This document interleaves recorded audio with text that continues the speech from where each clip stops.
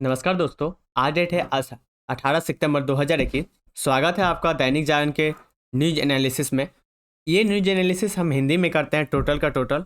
और इसका टोटल जो न्यूज आता है आज के डेट में, जितना भी न्यूज आया होगा जो इम्पोर्टेंट है एग्जाम के लिए, उस न्यूज़ को आपको हिंदी में ट्रांसलेट करके और साथ साथ उसका नोट्स भी यहाँ पे हम डिस्कस करेंगे कि किस पॉइंट पे आपको फोकस करना चाहिए, कौन सा पॉइंट है जो आपके एग्जाम के लिए इंपॉर्टेंट हो सकता है और वहाँ से किस टाइप का क्वेश्चन बनाया जा सकता है। इन चीज़ों को हम डिस्कस करेंगे। तो चलिए पहले स्टार्ट करने से पहले कि फर्स्ट ऑफ ऑल सॉरी कि हम कंटिन्यू अभी कुछ इमरजेंसी इशू के कारण हम अभी कंटिन्यू नहीं हो पा रहे थे, और हो सकता है कि आने वाले टाइम में एक दो दिन और आपको प्रॉब्लम हो, समस्या हो सकती है। और एडिटोरियल डिस्कशन भी अभी नहीं आया है, तो एडिटोरियल डिस्कशन भी 4-5 दिन तक नहीं आया है। तो हमने सोचा कि टाइम बचा के द हिंदू को मैंने एनालिसिस करने का सोचा। लेकिन मैं आपसे प्रॉमिस करता हूँ 25 से सारा चीज़ें कंटिन्यू हो जाएगा। 25 तक ये हमारा प्रॉब्लम डिस्टर्बेंस चलेगी। उसके बाद देखिए कुछ पर्सनल हो जाता है प्रॉब्लम, जो अपने हाथ में नहीं होता।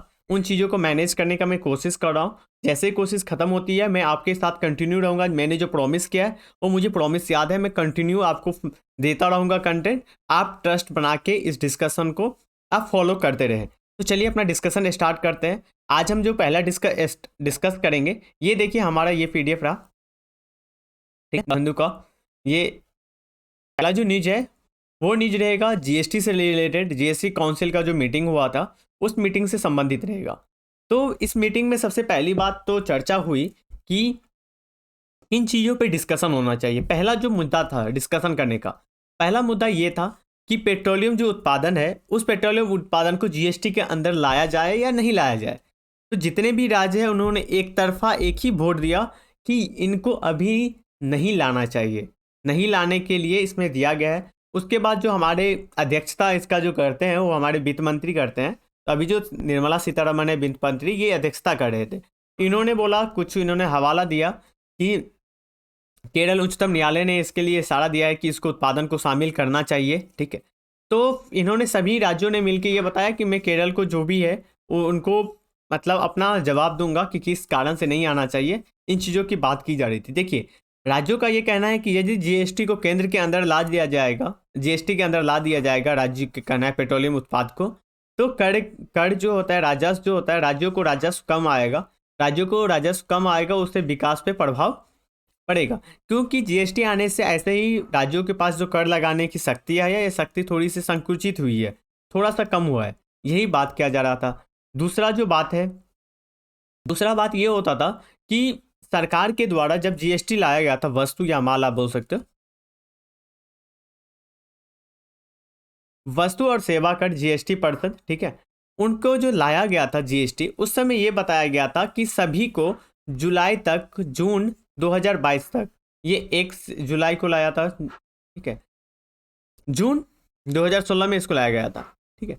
तो सॉरी 2016 या 17 में डिस्कशन करूंगा नीचे, ठीक है। तो इसको लाने के पीछे ये था कि 5 सालों तक यदि राज्यों को नुकसान होता है तो उसको मुआवजा दिया जाएगा।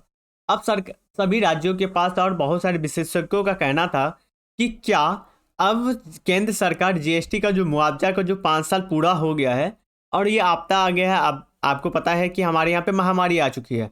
महामारी आने के कारण जो राजस्व में प्रॉब्लम होता है, राजस्व इकट्ठा कम होता है, तो क्या यह सरकार इसको एक्सटेंड करेगी, मतलब आगे बढ़ाएगी डेटों को 5 साल से आगे।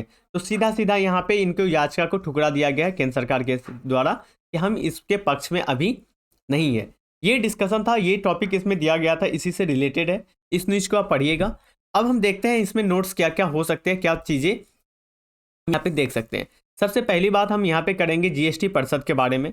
जीएसटी परिषद जो है सेवा और वस्तु कर है, ठीक है, इसके लिए से संबंधित है। यह एक संवैधानिक निकाय है, ठीक है। संवैधानिक निकाय पता है आपको, कानून के द्वारा बनाया गया है, ठीक है, संविधान के कानूनों के द्वारा बनाया गया है। ये 101वां संविधान संशोधन द्वारा संविधान के अनुच्छेद 279 ए क्लोज 1 के तहत जोड़ा गया है। जीएसटी परिषद का प्रावधान किया गया है। जीएसटी परिषद का सदस्य कौन होंगे? सभी 28 राज्य होंगे और 3 जो केंद्र शासित प्रदेश है जिनके यहाँ पे विधानसभा है। क्या है? विधानसभा। जिनके यहाँ पे विधानसभा है, तो विधानसभा किनके पास है? दिल्ली के पास है, पुडुचेरी के पास है और जम्मू कश्मीर के पास है। तो ये 3, तो टोटल मिला के 31 सदस्य है। 31 सदस्य इसका है। इनका जो अध्यक्षता करते हैं, किसके द्वारा अध्यक्षता किया जाता है? वित्त मंत्री के द्वारा अध्यक्षता किया जाता है, जो इस बार भी अध्यक्षता उन्हीं के द्वारा किया जाता है। यह एक न्याय क्या करती है? राज्यों को क्या करती है?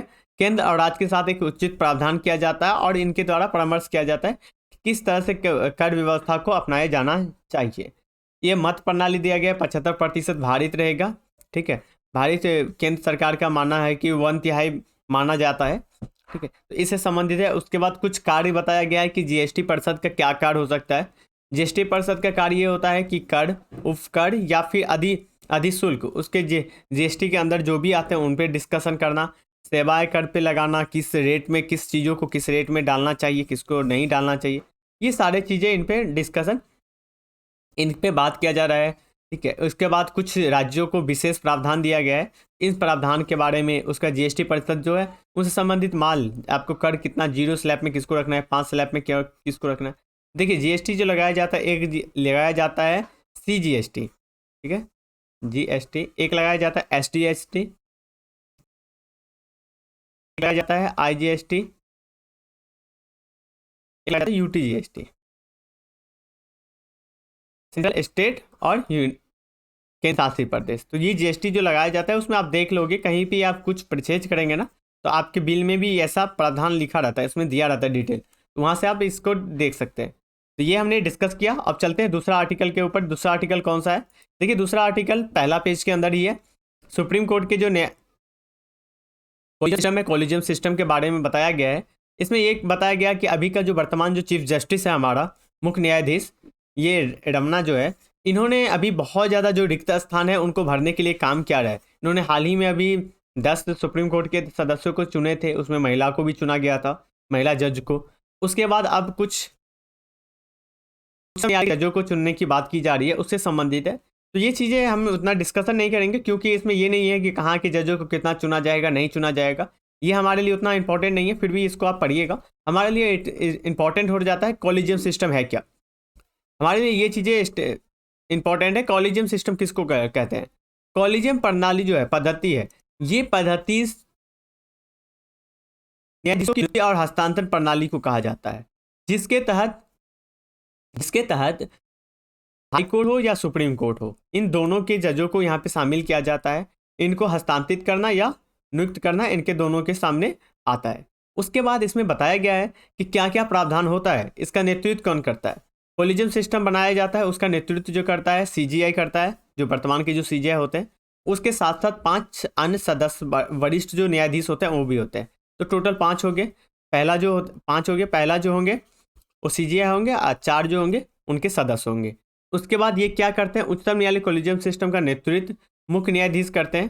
ठीक है, और उनके न्यायाधीश अन्य 4 वरिष्ठ न्यायाधीश होते हैं। ठीक है, उन न्यायालय के अन्य 4 वरिष्ठ न्यायाधीश।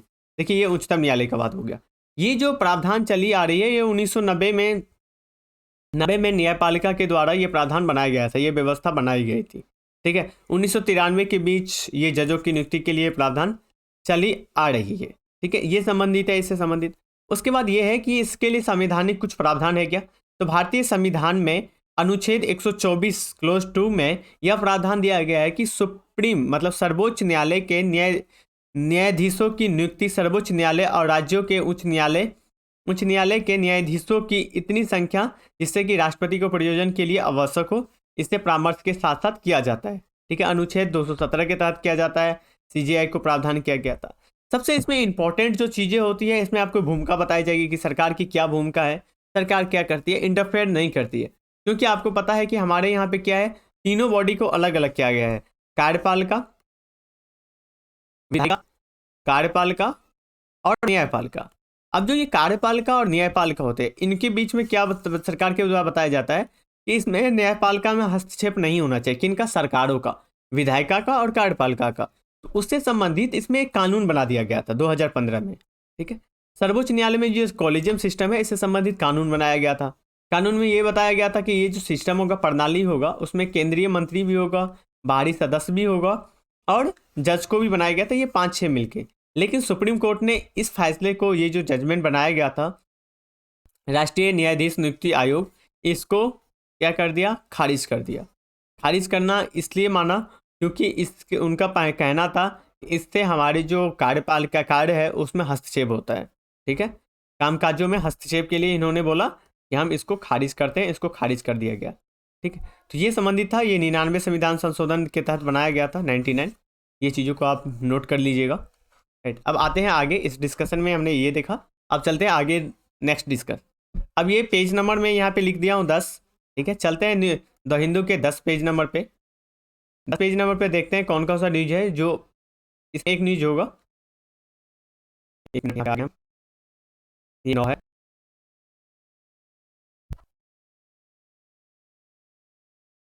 ये 8 नंबर पे होगा, एक मिनट। 8 पे, हाँ ये पेज नंबर 8 पे। ठीक है, 10 पे नहीं है, सॉरी, ये 8 पे दिया गया है। इसमें ये दिया गया है कि नया जो एजुकेशन पॉलिसी आई है, ठीक है, नया जो एजुकेशन पॉलिसी आई है, उनका जो अध्यक्ष है कौन है? कस्तूरी रंगन। कस्तूरी रंगन है इसका अध्यक्ष। कौन है? कस्तूरी रंगन है। ये कस्तूरी रंगन एक वेबिनार को, बात सकते हो, वेबिनार को संबोधित कर रहे थे। इसका द हिंदू का वेबिनार था और साई विश्वविद्यालय का वेबिनार था। इसमें इन्होंने कहा था कि जितने भी पहलू है नया एजुकेशन, न्यू शिक्षा नीति को लागू करने से, इसको इम्प्लीमेंट करने के लिए जितनी भी पहलू है और चुनौतियां हैं, उन चुनौतियां पे ध्यान रखा जाता है। इन चुनौतियां पे आप देख सकते हो भौगोलिक और आर्थिक रूप से जो हमारे यहाँ पे असंतुलन है, इससे भी वो अवगत है। इनका कहना है कि एक जो 10 सालों का समय बनाया गया है, ये समय एक सफिशियंट है। इसको लागू करने के लिए, इम्प्लीमेंट करने के लिए जो जो बाधा आएगा उस पर इन्होंने बात किया। अब हम चलते हैं इसके नया एजुकेशन पॉलिसी के ऊपर। इन्होंने ये वेबिनार के ऊपर ये चर्चा की, उसका डिटेल है, आप पढ़िएगा। इसमें ये महत्वपूर्ण तथ्य क्या है न्यू एजुकेशन पॉलिसी से संबंधित? ये जो अंतिम नई शिक्षा नीति है 1886 को बदलेगा, चेंज करेगा, और 1886 में बनाया गया था। ठीक है, उसके बाद उसमें 1992 में संशोधन किया गया था।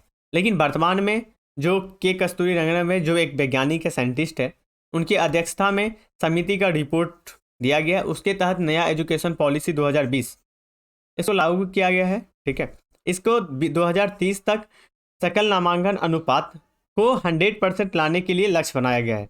सकल नामांकन अनुपात मतलब जितने भी है 100% तक बच्चे स्कूल में दाखिल हो, ये इनका एक चैलेंज है। ये बताना चाहते हैं, एक टारगेट लक्ष्य लेके चल रहे हैं।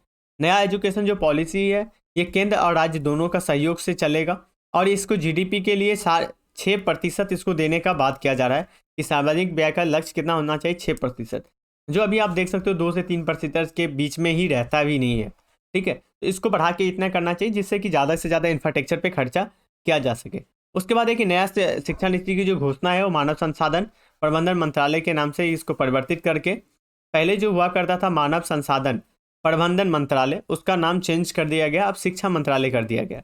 पहले ये मानव संसाधन प्रबंधन मंत्रालय था, अब इसको शिक्षा मंत्रालय कहा जाता है, जिसका अभी शिक्षा मंत्री कौन है? धर्मेंद्र प्रधान है। ठीक है, धर्मेंद्र प्रधान जो है वो शिक्षा मंत्री है। तो इसी की बात की जा रही थी नई एजुकेशन पॉलिसी के तहत। ये किसके द्वारा रिपोर्ट जारी किया गया है? के कस्तूरी रंगनम, ये एक वैज्ञानिक है, अंतरिक्ष वैज्ञानिक है।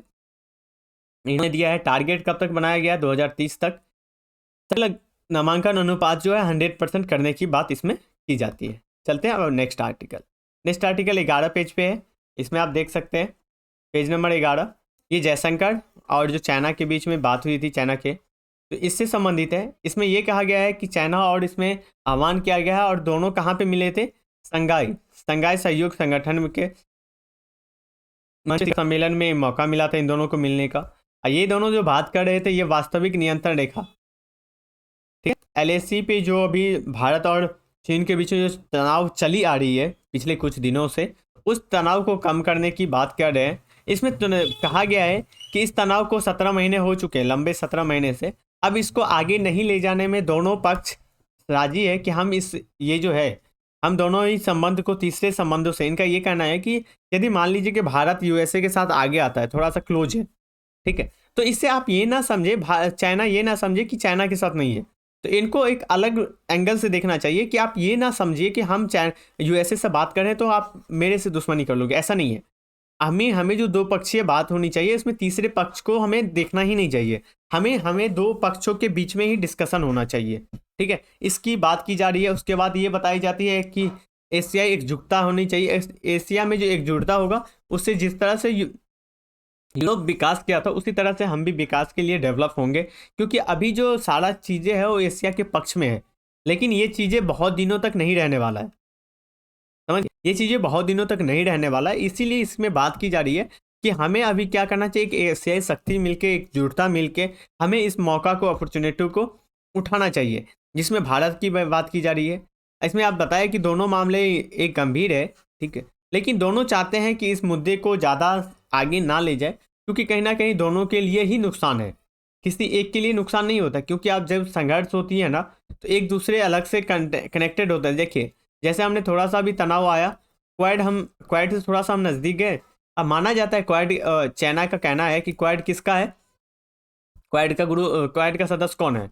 ऑस्ट्रेलिया है, इंडिया है, जापान है और यूएसए है। ये समूह का सदस्य है। इनका कहना है कि क्वाड जो है वो चाइना के टैकल करने के लिए बनाया गया था। लेकिन ये चीज़ें देख सकते हैं क्यों पड़ी इस चीज़ों की जरूरत। यदि चाइना के साथ हमारा रिलेशन अच्छा रहता तो क्या हम इन चीज़ों के नज़दीक जाते? तो एक सवाल उठता है कि हम सोचते, इतना जल्दीबाजी नहीं थी, हम चले जाते। लेकिन यहीं पे यही बताया जाता है कि हमने यदि क्वाड में गया भी, ठीक है, तो यदि हमने क्वाड में गया भी तो चाइना को इसके लिए कोई टेंशन होनी चाहिए, क्योंकि हम उनकी सॉवरेनिटी जो है उनके खिलाफ कुछ नहीं कार्रवाई करेंगे। हम ये नेशनल हित के लिए करते हैं, ये हमारी मांग है, इसलिए हम इस चीज़ों को, इंटरेस्ट है, इसलिए हम इस पर काम कर रहे हैं। इस चीज़ों के ऊपर जोर दिया गया दोनों मंत्री के द्वारा, ठीक है, खासकर हमारे जो विदेश मंत्री है। और सबसे ज़्यादा जो फोकस किया गया है वो नियंत्रण और नियामक रूप से एक जो डिस्ट्रीब्यूट है उसको ख़त्म करने की बात की जा रही है, जिसमें आप क्षेत्रीय जो शांति की बात की जा रही है, जो शांति है वो संयुक्त रूप से होना चाहिए, संयुक्त रूप से चीज़ों को किया जाना चाहिए। इसमें अब बात किया जाता है सेना के द्वारा भी वार्ता किया गया है, इन चीज़ों का आप पढ़िएगा।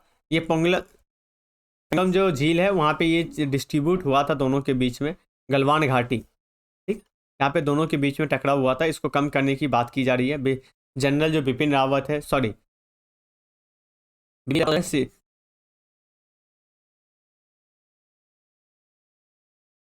चीफ ऑफ स्टाफ, इनके द्वारा भी इस बात की जाती है। अब इसका नोट्स हम देखेंगे किस तरह, और उसके बाद इसमें थोड़ा सा अफगानिस्तान पे भी बात किया गया दोनों मंत्री के द्वारा कि अफगानिस्तान के मुद्दे पे क्या किया जाएगा। अब हम आ जाते हैं नोट्स पे। नोट्स हम किसका देखेंगे? एससीओ, ठीक है, एससीओ का। एससीओ का पूरा नाम क्या है यहाँ पे देखिएगा, एससीओ का पूरा नाम बढ़ गया हुआ है, मैंने नीचे डालना भूल गया, एक मिनट। शंघाई सहयोग संगठन, ठीक है, एससीओ, शंघाई सहयोग संगठन। इसका स्थापना कब होता है, गठन कब होता है, उसकी हम प्रक्रिया देखते हैं कि किस रूप से इसका गठन हुआ था। 2001 में एससीओ का जो स्थापना हुआ था वो पूर्व का काजाकिस्तान, चीन, किर्गिस्तान, रूस और फिर ताजिकिस्तान के द्वारा हुआ था। उस समय शंघाई 5 के नाम से ये जाना जाता है, शंघाई 5 के नाम से इसको जाना जाता था। 1996 में शंघाई 5 का गठन विसैन्यीकरण वार्ता जो है ना, इसकी श्रृंखला के पहलू के द्वारा किया गया था। चीन के साथ साथ 4 पूर्व जो सोवियत संघ के गणराज्य देश है जिसके साथ बाउंड्री लगता है उनके किया गया था। उसके बाद 2001 में इसमें क्या कौन शामिल हुआ? उज्बेकिस्तान इस संगठन में प्रवेश किया, जो शंघाई में था उसका शंघाई नाम कर दिया गया, एससीओ कर दिया गया। पहले शंघाई 5 था, लेकिन 2001 में इसको नाम बदल के एससीओ कर दिया गया। उसके बाद 2017 में भारत और पाकिस्तान दोनों ही इसका सदस्य बने। कौन कौन बने? भारत और पाकिस्तान दोनों ही सदस्य बने एससीओ का। अब बात की जाती है देश, कौन कौन सा देश है वर्तमान में? पाकिस्तान है, चीन है, पाकिस्तान, रूस, ताजिकिस्तान, उज्बेकिस्तान और भारत और पाकिस्तान, ठीक। ये सारे 8 जो सदस्य थे, टोटल 8 देश है जो अभी इसका सदस्य है। इसकी विशेषता की बात की जाती है, विशेषता क्या है? एससीओ जो है वो जनसंख्या, विश्व में जितने भी जनसंख्या है उसका 40% भागीदारी है, वैश्विक जीडीपी का 20% है, ये कुल भूभाग 22% ये सीमित करता है, मतलब 22 को कवर करता है, ठीक है। भौगोलिक महत्व के चलते एससीओ एशियाई क्षेत्र में जितने भी है, एशिया का क्षेत्र आप देख सकते हैं कि हर क्षेत्र से इसमें कहीं ना कहीं जुड़ा हुआ है। इसी के साथ साथ एससीओ का जो महत्व हो जाता है, मध्य एशिया में नियंत्रण करना भी होता है। जिस क्षेत्र में यूएसए प्रभावित है, यूएसए सबसे ज़्यादा यहाँ पे ही फोकस किया गया है मध्य एशिया में, ठीक है, तो इसको टैकल करने के लिए ही बताया जाता था। ये इसमें यह बताया जाता है कि एससीओ जो है वो नाटो के समक्ष ही एक रूप से माना जाता है, उत्तर अंटार्कटिक संगठन नाटो, नाटो का फुल फॉर्म है उत्तर अंटार्कटिक संधि संगठन, नाटो। इसके समक्ष ही माना जाता है, उसके समक्ष ही है। इसका लक्ष्य क्या है? इसका लक्ष्य ये है कि सदस्य देशों को परामर्श, विश्वास और इसको मजबूती प्रदान करना है। ठीक है। उसके बाद है राजनीति। राजनीति व्यवस्था को, आर्थिक व्यवस्था को अनुसंधान की बात की जाती है। ऊर्जा क्षेत्र में, शिक्षा क्षेत्र में, परिवहन क्षेत्र में, पर्यटन क्षेत्र में, इन सारे क्षेत्रों में इनके संबंध को बढ़ाने की बात की जा रही है। ठीक है, ये सारे इशू है। उसके बाद ये शांति को बनाए रखे इसमें। ठीक है, और किस रूप से? लोकतांत्रिक रूप से इसमें बनाया जा सके। अब हम आते हैं नेक्स्ट आर्टिकल के ऊपर। नेक्स्ट आर्टिकल जो हमारा है वो नेक्स्ट आर्टिकल इसमें आप देख सकते हैं, ये ऑस्ट्रेलिया ने भारत को जो AUKUS, ठीक है, AUKUS के द्वारा बताया गया था। एक बार आप देख सकते हैं। एक मिनट डिस्टर्बेंस हो गया।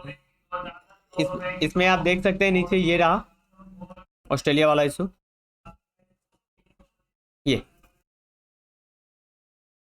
ही है।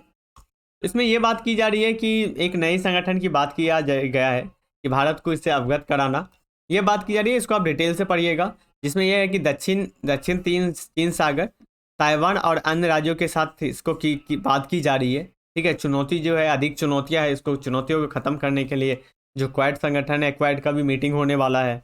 ऑस्ट्रेलिया, भारत और ऑस्ट्रेलिया के साथ जो 2+2 वार्ता हुआ था, उसके दौरान भी इसके लिए बात की गई थी कि इन क्षेत्रों को, भारत प्रशांत जो निवेश है, इसको निवेश को बढ़ाने के लिए सैन्य जो सुरक्षा है उसको भी बढ़ावा देने की ज़रूरत है। ठीक है, इससे बात की जा रही थी। तो इसको देखिएगा, इसमें कोई ज़्यादा उतना इंपॉर्टेंट बन के नहीं आता है।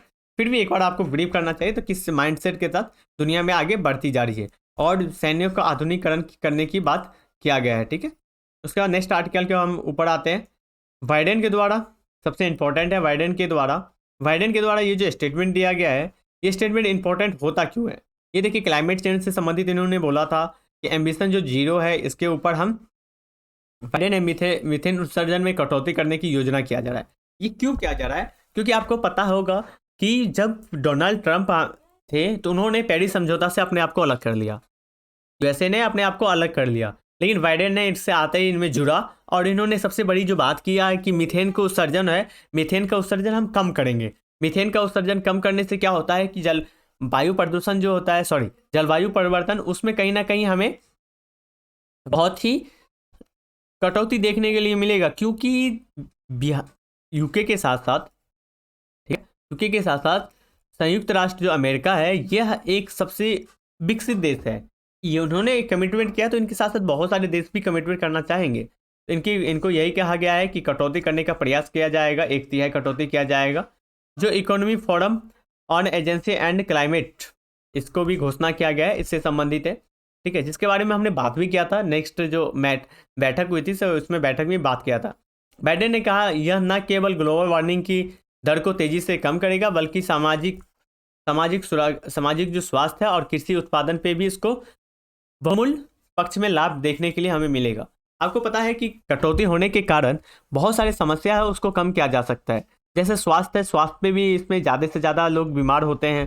किससे? क्लाइमेट चेंज की वजह से कहीं ना कहीं इसका इफेक्ट बनता है, हम देखने के लिए हमें मिलता है क्लाइमेट चेंज का इफेक्ट। ठीक है, तो नेक्स्ट देखते हैं।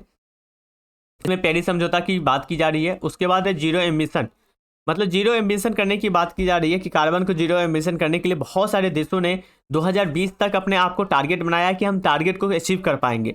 और ये इसलिए बात किया जा रहा है कि 26 अभी जो है 2.7%, इसको ये कहा गया है कि 2 डिग्री से हम कम रखेंगे। क्योंकि आपको पता ही है कि टेम्परेचर बढ़ेगा तो क्या होगा, ग्लेशियर पिघलना चालू होगा। ग्लेशियर पिघलेगा तो आपको पता ही है कि उसके बाद जो लेवल है बढ़ेगा। बहुत सारी समस्या यहाँ पे आती है। जब सभी देश एकजुटता के साथ इस पर फोकस करेंगे, काम करेंगे, तो इसमें क्या जाता है। लेकिन इसमें जीरो एमिशन के पक्ष में भारत अभी नहीं है। इसके पीछे थोड़ा सा मैं पहलू बता देता हूँ, भारत नहीं है, उसे थोड़ा सा ये डिस्कशन कर लेते हैं और फिर एडिटोरियल का लास्ट में हम इसको डिस्कस करेंगे। इसमें यही बात किया गया है, उसमें यह बताया गया है कि कैरी का जो भारत की यात्रा हुआ था, इन्होंने भी जलवायु परिवर्तन से रिलेटेड बहुत सारे नेट जीरो को अचीव करने के लिए बताया गया है कि 2030 तक 475 अक्षय ऊर्जा के तहत इनको क्षमता बढ़ाया जाएगा। इस क्षमता के तहत ये होगा कि हम शुद्ध जो जीरो उत्सर्जन है, उस उत्सर्जन को करने में आगे बढ़ेंगे और भारत को यहाँ पे टेक्नोलॉजी भी ट्रांसफ़र किया जाएगा, जिसके तहत हम इसमें एम्बिशन को पूरा करने में साथ दिया जाएगा। ये हमने आर्टिकल 2 मुझे याद है कि इस लास्ट वीक में ही इसको कवर किया था जिस टाइम, तो एक बार आप देख लीजिएगा, उसमें भी आपको कवर मिलेगा। ठीक है, अब हम बात करते हैं भारत क्यों नहीं चाहता। देखिए, भारत का कहना है कि विकसित जो देश है, इन्होंने जब इनका अपना टाइम था तो इन्होंने अपना विकास कर लिया, कार्बन उत्सर्जन कर लिया, लेकिन अब जब विकासशील देशों का है, विकासशील देशों का टाइम है, तो ये बड़ी बड़ी बातें करते हैं कि उत्सर्जन नहीं करना चाहिए, पर्यावरण को बचाना चाहिए, लेकिन आपने अपने टाइम में तो नहीं ना किया, आपने अपने टाइम में तो विकास पे ध्यान किया। लेकिन आज जब मेरा टाइम है तो आप विकास की बात करते हो, आप किसकी बात करते हो, आप पर्यावरण की बात करते हो, आप वैश्विक पर्यावरण के समझौते की बात करते हो, लेकिन उससे पहले क्या था, इन चीज़ों पे नहीं था। फिर भी भारत इसके लिए तत्पर है, भारत आने वाले समय में अपना स्टैंड चेंज भी कर सकता है, लेकिन अभी इसकी जीरो एमिशन के लिए भारत का कोई नहीं है। चाइना इसके लिए काम कर रहा है, चाइना ने इसको जीरो एमिशन के लिए काम चालू किया है। ठीक है, नेक्स्ट आर्टिकल है, नेक्स्ट आर्टिकल देखते हैं कौन सा आर्टिकल है। आप इसमें देख सकते हैं ये चाइना वाला है। चाइना वाला जो है एससीओ का जो संगठन हो रहा था उसी समय इसमें क्या है, एससीओ का नहीं, इनमें मीटिंग था, इसमें ये कहा गया है कि उदारवादी अफगानिस्तान का आह्वान किया गया है। खासकर चाइना के जो राष्ट्रपति हैं, इन्होंने बोला कि विवेकपूर्ण और उदारवादी नीति के तहत इसको बनाया जाएगा। एससीओ के शिखर सम्मेलन के तहत इसकी बात की जा रही थी। इसमें यही कहा गया है कि अफगानिस्तान पे इशू पे ही टोटल डिस्कशन हुआ है। इसको आप पढ़िएगा कि अफगानिस्तान में जिस तरह से तालिबान ने कब्जा किया और वहाँ पे जो मानव अधिकार है, खासकर महिलाओं का अधिकार, बच्चे का अधिकार, इनको सीमित नहीं किया चाहिए। मानव अधिकार को कहीं ना कहीं हनन ना हो, इस तौर पे आप क्या करें, रूढ़िवादी तरह से नहीं बनेंगे, आप एक रूढ़िवादी नहीं बने बल्कि एक उदारवादी तौर पे बने, जिससे कि सभी को शक्ति यहाँ पे मिल सके। इसमें जो वही है कि एससीओ का जो सदस्य है, 8 सदस्य है, रूस है, चीन है, भारत है, किर्गिस्तान है, पाकिस्तान है, तुर्किस्तान है, उज्बेकिस्तान है, ये 8 सदस्य इनके सदस्य हैं। ठीक है, तो इसको आप डिस्कशन कर लीजिएगा, इसको आप मुद्दे को देख लीजिएगा, इस मुद्दे को पढ़ने की जरूरत है, थोड़ा सा अंडरस्टैंड करिएगा क्षेत्रीय किस तरह से हो जाएगा। अफगानिस्तान के साथ यदि आतंकवादी समावेशी होता है, भारत हर वक्त बताता है कि हम इसके साथ नहीं हैं। ठीक है, आतंकवादी के खिलाफ सबसे ज़्यादा भारत एक तरह से इसको एकजुट करता है और आह्वान करता है कि आप आतंकवाद के खिलाफ देखो, एकजुटता आओ, इस चीज़ की बात की जा रही है। अब लास्ट जो आर्टिकल है वो आर्टिकल 12 नंबर पे है, 12 नंबर पेज पे है। 1 मिनट में दिखाता हूँ। ऑस्ट्रेलिया वाला इशू हमने देख लिया था, 12 पे आते हैं। ये है WTO का प्रॉब्लम, जो हमारे जो अभी मंत्री है पीयूष गोयल, उन्होंने बताया कि WTO का जो भी इनकी जो कृषि समझौता है, ठीक है, कृषि समझौता है, वो विकसित देशों के खिलाफ झुका हुआ है। इसलिए इनके कहना है कि विकसित देशों के साथ झुका हुआ है क्योंकि आप देखेंगे कि ज़्यादा से ज़्यादा जो चीज़ें होती है वो विकसित देशों के खिलाफ ही आता है, जिसमें हम आगे डिस्कशन करेंगे। वाणिज्यिक और उद्योग मंत्री पीयूष गोयल ने कहा था कि विश्व जो व्यापार संगठन है WTO, उनकी जो कृषि पे जो समझौता है वो कहीं ना कहीं असंतुलित करती है। चले हम देखते हैं आगे। ये G30 जो है उनकी वर्चुअल जो मीटिंग हो रही थी उससे संबंधित है। हम आगे आते हैं, इस पर डिस्कस करते हैं हम WTO पे, नोट्स में देखते हैं किस पे हमें करना चाहिए। एक मिनट WTO पे आते हैं। WTO का पूरा नाम क्या है? विश्व व्यापार संगठन। WTO को 1947 में बनाने का प्रस्ताव रखा गया था, समझौता किया गया था। समझौता का नाम क्या है? प्रशुल्क एवं व्यापार पर समान समझौता। ठीक है, जनरल समझौता हुआ है। जैट के नाम से भी जाना जाता है, GATT, इसका स्थान अपनाया गया था। उसके बाद है WTO के निर्माण गेट के लिए क्या गया था, उसका स्थापना जो माना जाता है, शुरुआत जो माना जाता है 1 जनवरी 1995 को WTO द्वारा शुरू किया गया था। किस चीज़ों की द्वारा शुरू किया गया था? एक वार्ता होना, तैयार करना, इन चीज़ों की बात किया जा रहा था। ठीक है, अब WTO के बारे में देखते हैं कि WTO एक अंतर्राष्ट्रीय संगठन है, जो संगठन व्यापार के लिए नियम बनाती है अंतर्राष्ट्रीय लेवल पे। व्यापार के लिए क्या नियम बनाते हैं? ये अंतर्राष्ट्रीय लेवल पे। इसके जो मुख्य अंतर होते हैं ज़्यादा, जो खासकर सबसे ज़्यादा, एक चीज़ देख लीजिएगा, WTO का मुख्यालय कहाँ है? स्विट्जरलैंड, जेनेवा में है। सदस्य देश कितने हैं? यूरोप से, ठीक है, यूरोपीय संघ सहित 164 सदस्य है, अभी सदस्य देश हैं, जिसमें और पर्यवेक्षक के रूप में भी काम करता है ईरान, इराक, भूटान, लीबिया आदि 23 पर्यवेक्षक भी है। ठीक है, भारत भारत जो है संस्थापक देशों में से एक है, जो 1947 में ZK और WTO में इसने संस्थापक देशों में। तो क्वेश्चन सीधा सीधा यदि पूछेगा यूपीएससी में आपसे कि क्या भारत WTO का संस्थापक देश है, तो हम बहुत सारे संगठन का संस्थापक देश नहीं है, बाद में जुड़े हैं, लेकिन WTO का हम है, तो हमें यहाँ पे आंसर देना पड़ेगा हाँ यस हम है। ठीक है, उसके बाद इसमें बात की जा रही है बॉक्स सब्सिडी की। यहाँ पे प्रॉब्लम इशू क्या है? इशू है जो हमारा जो मंत्री है पीयूष गोयल, वो भी इशू उठाते हैं। ये इशू है बॉक्स सब्सिडी। इसको बॉक्स में 3 तरह का विभाजित किया गया है। पहला ग्रीन बॉक्स होगा, उसके बाद है ब्लू बॉक्स और अम्बर बॉक्स। हम देखते हैं एक एक करके इस बॉक्स में क्या क्या प्रावधान किया गया है। ग्रीन बॉक्स सब्सिडी जो है इसमें खासकर व्यापार से संबंधित है, व्यापार से विकृतियाँ नहीं करती है। इसमें जो इसके अंतर्गत क्या आता है, पर्यावरण संरक्षण कार्यक्रम, स्थानीय विकास कार्यक्रम, अनुसंधान, ठीक है, आपदा से संबंधित। तो ये आपको पता ही है, इसके लिए तो WTO मना नहीं करेगी, क्योंकि पूरी विश्व लगी हुई है कि पर्यावरण को समझौता दिया जाए, तो इसके लिए कोई प्रॉब्लम नहीं है। आर्थिक सहायता देने की बात की जाती है, इसमें आर्थिक सहायता दिया जाता है, तो इसमें कोई दिक्कत नहीं है। अब दूसरा आते हैं हम ब्लू बॉक्स सब्सिडी में। ब्लू बॉक्स एक आर्थिक सहायता के लिए है, जो कृषि के उत्पादन जो होते हैं, उत्पादन के बाद जो कमियां होते हैं उसको दूर करने के लिए ये उत्पादन होने के बाद की जाती है। ठीक है, तो यहाँ पे भी इनके द्वारा कोई प्रॉब्लम नहीं है, ये व्यापारिक राशि है इसको प्रदान करना, तो इसके लिए यहाँ पे भी प्रॉब्लम नहीं है। प्रॉब्लम आता है यहाँ पे अम्बर बॉक्स सब्सिडी में। अम्बर बॉक्स सब्सिडी क्या होता है कि कृषि के उत्पादन और व्यापार पे दोनों पे पड़ता है। ये क्या किया जाता है कि जैसे आप देखते हैं कि प्रत्यक्ष रूप से मूल्य जो होता है, न्यूनतम समर्थन मूल्य निर्धारित करना कृषि उत्पादन पे, जिसमें आप फर्टिलाइजर का बीज बात कर सकते हो, फर्टिलाइजर की बात की जाती है, सिंचाई के लिए बात की जाती है। तो इसमें यह है कि उत्पादन से पहले ही इसकी बात की जाती है कि उत्पादन से पहले ही इसमें दिया जाता है सब्सिडी। तो अंतर्राष्ट्रीय लेवल पे सबसे ज़्यादा इसी पे प्रॉब्लम होता है, WTO भी इसमें प्रॉब्लम जताती है।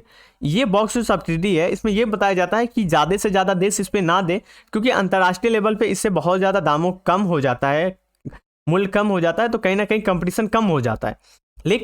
लेकिन जो विकासशील देश है उनका कहना है कि अभी हमारे पास टाइम है, हमें इस टाइप का सब्सिडी देना पड़ेगा, क्योंकि हमारी मजबूरी है, हमें विकास करना है, डेवलप करना है। तो हमारे किसानों के पास उतना पैसा नहीं है, ठीक है, विकास नहीं है, ठीक है, कैपिटल नहीं है कि हम उसको नहीं दे और फिर भी वो विकास कर जाए। तो उससे संबंधित ये बात कर रहे थे। तो इसी से संबंधित है कि जो बॉक्स है अम्बर बॉक्स सब्सिडी है, ये अम्बर बॉक्स सब्सिडी किससे संबंधित है कि उत्पादन जो पहले बीज देना, खाद मतलब फर्टिलाइजर उर्वरक देना, सिंचाई के लिए देना।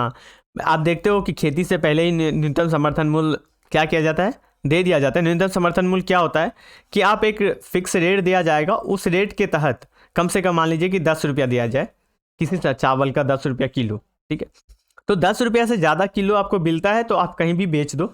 यदि 10 रुपये से नीचे बिक रहा है तो आप सरकार के पास आइए, सरकार की जो मंडी होगी, ठीक है, यहाँ पे आप आएंगे और यहाँ पे अपना जो चावल है वो चावल बेच सकते हैं 10 रुपये के प्राइस में।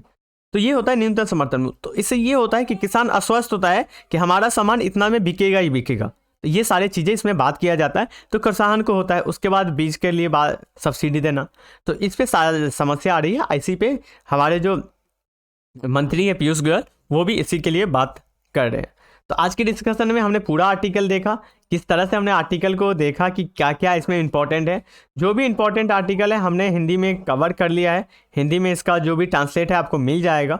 उसके लिए ये PDF लेने के लिए अब हमारे बुद्धा IAS टेलीग्राम चैनल को ज्वाइन कर ले। उस टेलीग्राम चैनल पे इसका पोस्ट मिल जाएगा और रेगुलर अपडेट भी मिलता है। एक रिक्वेस्ट और रहेगी कि इस हफ्ते में हो सकता है 24 तारीख तक आप लोगों को समस्या हो सकती है डिस्कशन